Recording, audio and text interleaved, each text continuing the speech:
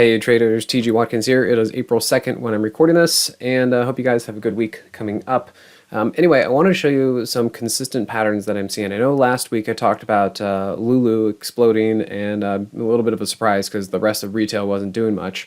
Well, kind of speaking of retail, Amazon doesn't look like it wants to go down anymore. In fact, we just had a nice, Thursday, Friday was pretty strong last week. So we did get some economic news out there, especially going into Friday, that the market seemed to have liked because there was a big change from Thursday to Friday on a lot of names.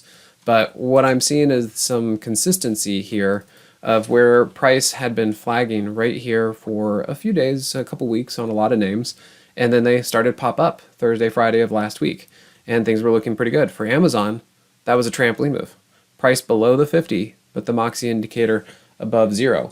Let's see, I think I had another one, MNDY.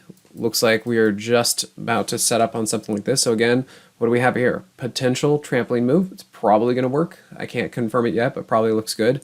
But that looks like a good trampoline move. And then look, we've had the level here. The Moxie Indicator has been moving up. And there's your Moxie price trigger, just like what we had back there. So if that continues, MNDY is looking pretty good. Let's see, I think there was another one, Big Z, if I recall. Yep. Here we go. Look at this. Just like Monday, look at that. There was a trampoline move. And what did that look like on the hourly chart? So you can see, again, level, Moxie Indicator up, there's the price trigger. Looks exactly like MNDY. So we're seeing some consistencies. Now this one moved pretty big. Yes, would like to find a pullback, but it looks to me like this one for Big Z, cat's out of the bag. Dips should be buyable on something like this. Flags should be buyable on something like this.